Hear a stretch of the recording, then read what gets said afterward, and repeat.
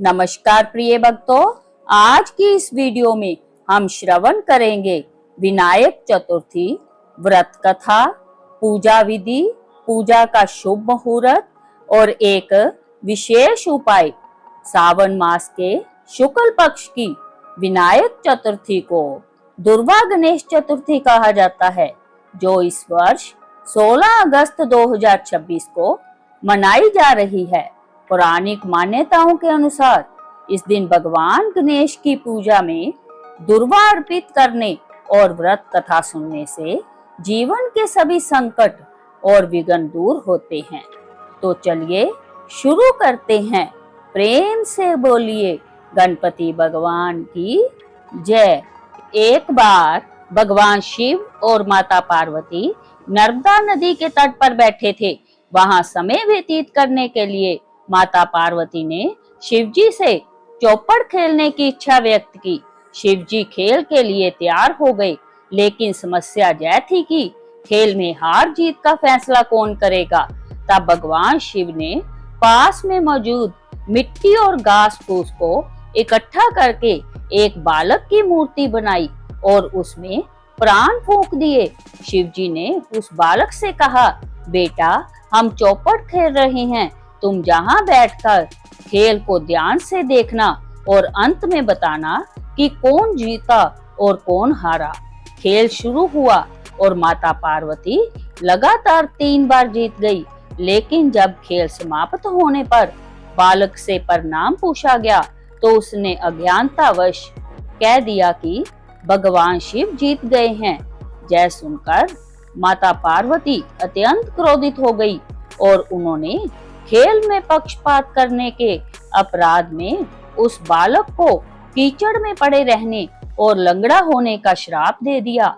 बालक ने अपनी भूल पर रोते हुए माता पार्वती से क्षमा याचना की और कहा कि उसने ऐसा जानबूझकर नहीं किया था। बालक की व्याकुलता देखकर माता पार्वती का हृदय पिघल गया। उन्होंने कहा, अब श्राप वापस तो नहीं लिया जा सकता, लेकिन इसका एक उपाय है। जहां कुछ समय बाद नाग कन्याएं गणेश पूजन के लिए आएंगी, उनके कहे अनुसार तुम श्री गणेश जी का व्रत और पूजन करना। ऐसा करने से तुम्हें मेरे शाप से मुक्ति मिलेगी और तुम स्वस्थ हो जाओगे। 1 वर्ष बीतने के बाद उस स्थान पर नाग कन्याएं आई। उस बालक ने नाग कन्याओं से भगवान गणेश के व्रत की विधि पूछी।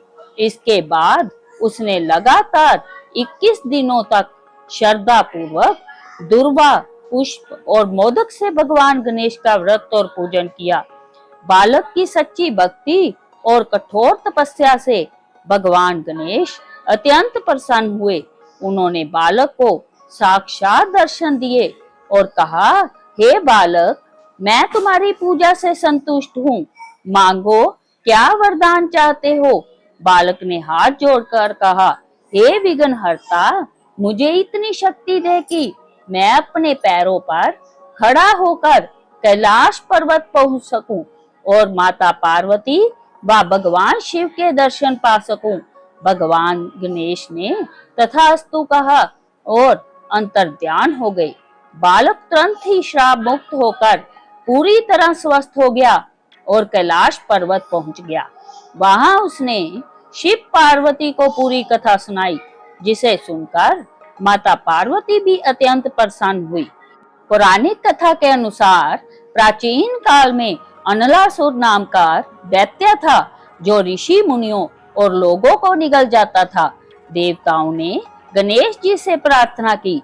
गणपति ने राक्षस को निगल लिया, लेकिन उसके तेज से बप्पा के पेट में भयंकर जलन होने लगी। कश्यप ऋषि ने 21 गांठ दुर्वा दी।